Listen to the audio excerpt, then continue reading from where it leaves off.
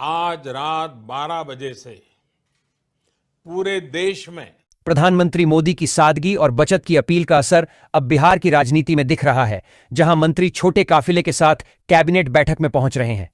मुख्यमंत्री सम्राट Chaudhary electric car से आए। प्रधानमंत्री नरेंद्र मोदी की ईंधन बचत की अपील का असर जमीन पर उतरने लगा है। मुख्यमंत्री सम्राट चौधरी ने अपने काफिले के वाहनों की संख्या कम करने का निर्देश दिया है। औरंगाबाद के प्रधान जिला जज राजीव रंजन कुमार बुधवार को अपनी कार छोड़ साइकिल से न्यायालय पहुंचे। उन्होंने पेट्रोल डीजल पर निर्भरता कम करने, पर्यावरण संरक्षण और स्वास्थ्य के प्रति जागरूकता का संदेश दिया। प्रधानमंत्री मोदी और मुख्यमंत्री सम्राट चौधरी की सादगी की अपील पर बिहार के मंत्री अपने काफिले में गाड़ियों की संख्या घटा रहे हैं। कई मंत्री अब 1 या 2 गाड़ियों से चल रहे हैं। कुछ ने ट्रेन से यात्रा करने और सामाजिक निमंत्रण कम करने का भी फैसला किया है। बिहार सरकार ने पीएम किसान सम्मान निधि और अन्य सरकारी योजनाओं के लाभ के लिए फार्मर रजिस्ट्री अभियान शुरू किया है। किसानों को 30 जून तक अपनी डिजिटल पहचान फार्मर आईडी बनवाना अनिवार्य है, अन्यथा वे लाभ से वंचित हो सकते हैं। बिहार कैबिनेट ने समस्तीपुर जिले के लिए ग्रामीण पुलिस अधीक्षक ग्रामीण एसपी के नए पद को मंजूरी दे दी है। इस फैसले से जिले में अब 2 एसपी होंगे, जिससे ग्रामीण और शहरी क्षेत्रों की पुलिसिंग प्रभावी ढंग से हो सकेगी। पश्चिम चंपारण में डिजिटल पहचान अभियान शुरू किया गया है। 30 जून तक चलने वाले इस अभियान में पंजीकरण के बाद किसानों को पीएम किसान सम्मान निधि और किसान क्रेडिट कार्ड जैसी सुविधाओं का सीधा लाभ मिलेगा। बिहार सरकार ने आर्टिफिशियल इंटेलिजेंस एआई को बढ़ावा देने के लिए सिंगापुर की जीएफटीएन को चुना है, जिसके तहत 7,000 युवाओं को प्रशिक्षण मिलेगा और 100 से अधिक स्टार्टअप शुरू होंगे।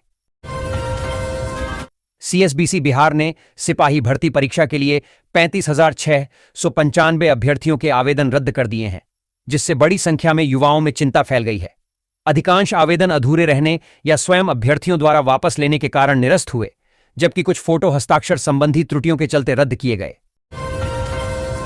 सम्राट चौधरी की अध्यक्षता में बिहार कैबिनेट ने कर्मचारियों के महंगाई भत्ते में 2% वृद्धि को मंजूरी दी है।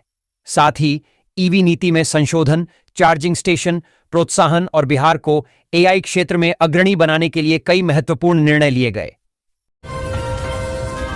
पटना के ज्ञान भवन में 25 से 27 मई तक स्वास्थ्य एवं रोजगार मेला आयोजित होगा, जिसका लक्ष्य 20,000 युवाओं को नौकरी प्रदान करना है। इस मेले में 100 से अधिक प्रतिष्ठित संस्थाएं भाग लेंगी और विभिन्न शैक्षणिक योग्यता वाले युवाओं को रोजगार के अवसर मिलेंगे, जिसके लिए ऑनलाइन पंजीकरण अनिवार्य है। बक्सर में 14 मई के बाद विवाह के शुभ मुहूर्त 1 महीने के लिए रुक जाएंगे। ज्येष्ठ अधिकमास के कारण 17 मई से 15 जून तक कोई शादी नहीं होगी। सीबीएसई 12वीं का रिजल्ट जारी हो गया है, जिसमें पटना जोन का प्रदर्शन पिछले साल से खराब रहा। लड़कियों ने लड़कों को पछाड़ते हुए बेहतर सफलता हासिल की है। गया में 1 से 15 जून तक अग्निवीर भर्ती परीक्षा आयोजित होगी। दक्षिण बिहार के 38,000 से अधिक अभ्यर्थी इस परीक्षा में शामिल होंगे। भर्ती प्रक्रिया को लेकर प्रशासन ने तैयारी तेज कर दी है। परीक्षा केंद्रों पर सुरक्षा, यातायात और अभ्यर्थियों की सुविधा के लिए विशेष व्यवस्था की गई है। पटना हाईकोर्ट ने बिहार सरकार को झटका देते हुए एक्सक्लूसिव शिक्षकों की नियुक्ति रद्द करने के फैसले को अवैध ठहराया है। कोर्ट ने सरकार को 6 सप्ताह के भीतर शिक्षकों के नियुक्ति पत्र बहाल कर मूल आवंटित जिलों में पदस्थापित करने का निर्देश दिया है। मोकामा के पूर्व विधायक अनंत सिंह ने मुख्यमंत्री नीतीश कुमार के बेटे निशांत कुमार के राजनीति में आने का समर्थन किया है। उन्होंने परिवारवाद के आरोपों को खारिज करते हुए कहा कि पिता अपने बेटे को आगे नहीं बढ़ाएगा तो कौन करेगा। बिहार सरकार ने राज्य के सरकारी स्कूलों में नियमित साफ सफाई के लिए 195 करोड़ रुपए आवंटित किए हैं। इस पहल के तहत प्राथमिक से उच्चतर माध्यमिक विद्यालयों तक सफाई एजेंसियों की बहाली और सामग्री खरीद पर खर्च होगा, जिससे छात्रों को स्वच्छ वातावरण मिलेगा। बक्सर जिला नियोजनालय 15 मई को आईटीआई में 1 दिवसीय रोजगार शिविर आयोजित करेगा, जिसमें निजी कंपनी द्वारा तकनीशियन के 50 पदों पर भर्ती की जाएगी। बिहार मंत्रिमंडल ने मुख्यमंत्री बिहार पर्यावरण अनुकूल परिवहन रोजगार योजना को मंजूरी दी है, जिसका उद्देश्य प्रदूषण कम करना और 2030 तक 30% इलेक्ट्रिक वाहन हिस्सेदारी सुनिश्चित करना है। मुख्यमंत्री सम्राट चौधरी ने प्रधानमंत्री की अपील पर बिहार में ईंधन बचत के लिए कई कदम उठाए हैं। इसमें सीएम कारकेड में वाहनों की संख्या कम करना, सार्वजनिक परिवहन को बढ़ावा देना और नो व्हीकल डे की अपील शामिल है। प्रधानमंत्री नरेंद्र मोदी द्वारा सोना नहीं खरीदने की अपील के बाद भागलपुर के सर्राफा बाजार में इसका असर दिखने लगा है। शहर के प्रमुख आभूषण बाजारों में पहले की तुलना में ग्राहकों की भीड़ कुछ कम हुई है। वैशाली पुलिस ने 4 धाम यात्रा पर जाने वाले श्रद्धालुओं के लिए साइबर सुरक्षा एडवाइजरी जारी की है। हेलीकॉप्टर, होटल और यात्रा पैकेज की ऑनलाइन बुकिंग के दौरान बढ़ती धोखाधड़ी को देखते हुए सतर्क रहने की अपील की गई है। बिहार सरकार के पीएचईडी मंत्री के गृह जिले राघोपुर में भीषण गर्मी के बीच कई गांवों में पेयजल संकट गहरा गया है। दर्जनों सरकारी चापाकल 6 महीने से 1 साल से खराब पड़े हैं। बीआरए बिहार विश्वविद्यालय ने 6 जिलों में 37 नए डिग्री कॉलेजों के लिए प्रभारी प्राचार्यों की नियुक्ति की घोषणा की है। ये प्राचार्य 2026 से 30 सत्र से नियमित शिक्षण सुनिश्चित करने के लिए बुनियादी ढांचे और शैक्षणिक कार्यों का प्रबंधन करेंगे। बिहार में जमीन खरीद बिक्री में पारदर्शिता लाने और बिचौलियों से राहत के लिए 15 मई से पेपरलेस रजिस्ट्री व्यवस्था लागू होगी। बिहार में नई श्रम संहिताओं के प्रभावी क्रियान्वयन की निगरानी के लिए सभी 38 जिलों में मॉनिटरिंग सेल बनाए जाएंगे। इसका उद्देश्य श्रमिकों को बेहतर वेतन, सुरक्षा और अन्य लाभ सुनिश्चित करना तथा उल्लंघन करने वालों पर कार्रवाई करना है। नीट परीक्षा रद्द होने के बाद बिहार के मशहूर शिक्षक खान सर ने एनटीए की तीखी आलोचना की है। खान सर ने कहा कि NEETU-G 2026 परीक्षा रद्द होने के बाद भी नेशनल टेस्टिंग एजेंसी का कामकाज बहुत खराब है। उन्होंने परीक्षा व्यवस्था और जांच एजेंसियों पर सवाल उठाए। प्रधानमंत्री नरेंद्र मोदी की ईंधन संरक्षण अपील का बिहार में बड़ा असर दिखा है। वैश्विक ऊर्जा संकट और वेस्ट एशिया में बढ़े तनाव के बीच पीएम के आह्वान पर बिहार सरकार के 3 मंत्रियों ने बुधवार को महुआ में एक ही सरकारी गाड़ी से पहुंचकर सादगी और मितव्ययिता की मिसाल पेश की। बिहार सरकार ने विदेश यात्रा करने वाले अधिकारियों के लिए नया निर्देश जारी किया है। अब उन्हें लौटने के 15 दिनों के भीतर सीखी गई बातों और उनके प्रशासनिक उपयोग पर एक लिखित रिपोर्ट देनी होगी। मुख्यमंत्री सम्राट चौधरी ने बिहार में पेट्रोल, डीजल और एलपीजी की पर्याप्त उपलब्धता सुनिश्चित की है। उन्होंने कहा कि लोग घबराएं नहीं। मुजफ्फरपुर के सनशाइन स्कूल के आयुष्मान चौधरी ने सीबीएसई 12वीं कॉमर्स में 97.20% अंक प्राप्त कर स्कूल में प्रथम स्थान हासिल किया। उन्होंने अपनी सफलता का श्रेय आत्मविश्वास, नियमित अध्ययन और माता पिता के सहयोग को दिया है और अब सीए बनने का लक्ष्य रखा है।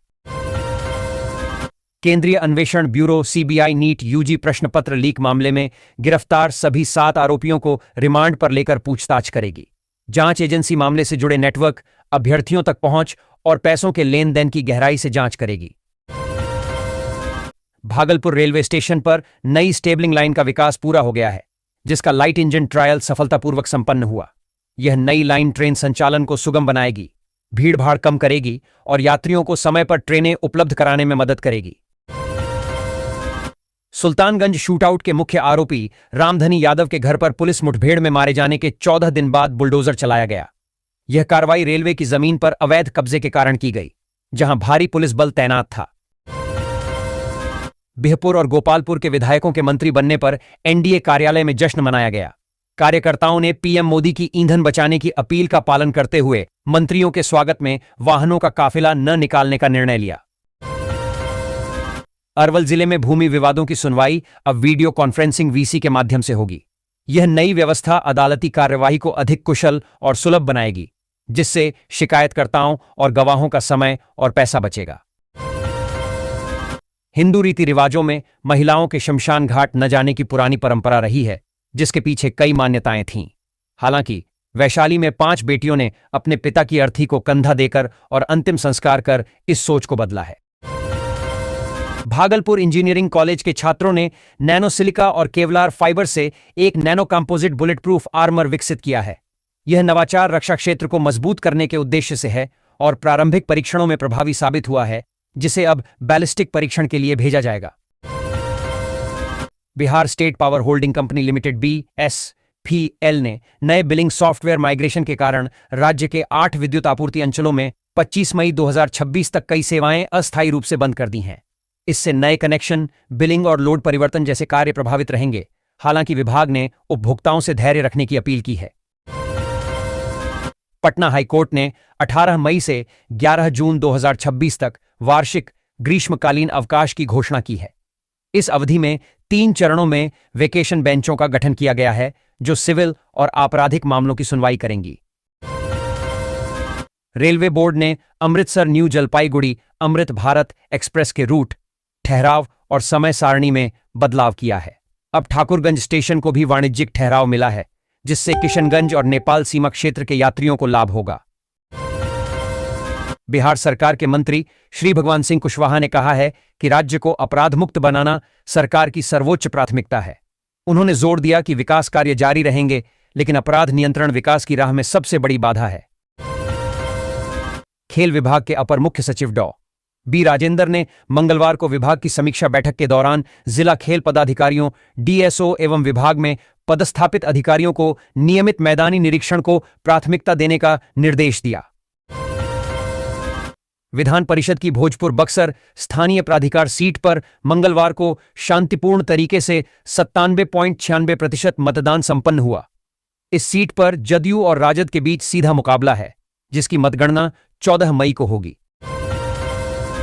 नीट पेपर लीक मामले में नालंदा से हुई गिरफ्तारियां अब सीबीआई जांच के दायरे में आ सकती हैं। इन गिरफ्तारियों से साल्वर गैंग और पेपर लीक नेटवर्क का खुलासा हुआ है, जिसमें मेडिकल छात्र राजा बाबू मुख्य आरोपी है। बिहार में नीट परीक्षा पेपर लीक मामले में सॉल्वर गैंग का पर्दाफाश हुआ है, जिसमें 7 आरोपी गिरफ्तार किए गए हैं। पावापुरी मेडिकल कॉलेज का छात्र उज्जवल उर्फ राजा बाबू इस गिरोह का मास्टरमाइंड बताया जा रहा है।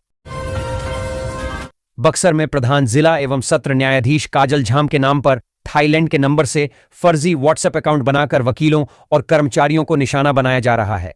यह घटना बक्सर में लगातार हो रहे साइबर फ्रॉड का हिस्सा है, जिसमें पहले भी अधिकारियों और शिक्षकों को ठगा जा चुका है, जिससे प्रशासन पर त्वरित कार्रवाई का दबाव बढ़ गया है। पूर्व मध्य रेलवे ने यात्रियों की अतिरिक्त भीड़ को देखते हुए रक्सौल और नरकटियागंज के बीच 16 मई से स्पेशल ट्रेन 5543, 5544 चलाने का निर्णय लिया है। पटना जंक्शन के करबीगहिया साइड में वाहन पार्किंग शुल्क आज से बढ़ा दिया गया है। इसके साथ ही यात्रियों के लिए 5 मिनट की मुफ्त पिक एंड ड्रॉप सुविधा भी शुरू हुई। बिहार सरकार पटना के पुनपुन में एक अत्याधुनिक बिहार न्यायिक अकादमी विकसित कर रही है। इसका उद्देश्य न्यायिक अधिकारियों को नई कानूनी व्यवस्थाओं और डिजिटल न्याय प्रणाली में प्रशिक्षित करना है। भागलपुर में बरारी घाट से महादेवपुर घाट सहित अन्य मार्गों पर जल्द ही गंगा नदी में जहाज सेवा शुरू होगी। यह सेवा यात्रियों, मालवाहक ट्रकों और बसों के लिए आवागमन को तेज, सुरक्षित और सुगम बनाएगी, जिससे व्यापार और रोजगार को बढ़ावा मिलेगा। दानापुर रेलवे स्टेशन के पास खगौल गुमटी पर चोरों ने आरआरआई रूम का ताला तोड़कर सिग्नल केबल काट दिया, जिससे रेल परिचालन घंटों बाधित रहा। इस घटना के कारण कई ट्रेनें 4.5 घंटे तक लेट हुईं और यात्रियों को भारी परेशानी का सामना करना पड़ा। पुलिस जांच कर रही है। पटना के स्कूलों में बच्चों के बीच ऑनलाइन क्लास फिर से शुरू होने की चर्चा तेज है, खासकर गर्मी से बचने की उम्मीद में। हालांकि स्कूल प्रबंधन ने स्पष्ट किया है कि सरकार या शिक्षा विभाग की ओर से ऐसा कोई आधिकारिक आदेश नहीं आया है। पटना हाईकोर्ट ने शस्त्र लाइसेंस आवेदन पर लंबे समय तक निर्णय नहीं लिए जाने को गंभीरता से लेते हुए पटना जिलाधिकारी की कार्यशैली पर नाराजगी जताई है। न्यायाधीश अजीत कुमार की एकल पीठ ने स्पष्ट किया कि यदि 15 जून 2026 तक आवेदक अधिवक्ता मणिभूषण प्रताप सेंगर के शस्त्र लाइसेंस आवेदन पर अंतिम निर्णय नहीं लिया गया, तो पटना डीएम को 16 जून 2026 को अदालत में उपस्थित होना होगा। तिलकामांझी भागलपुर विश्वविद्यालय टीएमबीयू के भौतिकी विभाग में complex systems and non equilibrium physics group CSNPG नामक एक अंतर्विषयी शोध समूह का गठन किया जा रहा है। यह पहल आधुनिक भौतिकी के उभरते क्षेत्रों में उच्च स्तरीय सैद्धांतिक शोध को बढ़ावा देगी और विश्वविद्यालय में रिसर्च कल्चर को नई दिशा देगी। नवनिर्मित नवीन किशोर सिन्हा पथ को मुख्य सड़कों की श्रेणी में शामिल किया जाएगा, जिससे इस क्षेत्र की संपत्तियों पर संपत्ति कर लगभग 33% बढ़ जाएगा।